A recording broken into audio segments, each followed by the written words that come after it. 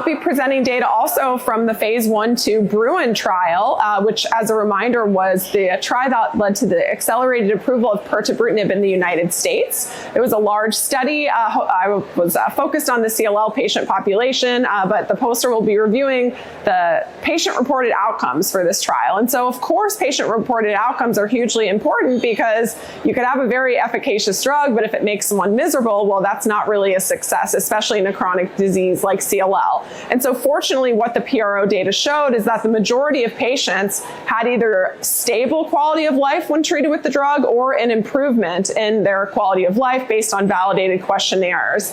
And so what this supports is the ongoing use of Pirtobrutinib as a very well tolerated, in addition to what we already know, efficacious agent in the setting of relapsed CLL.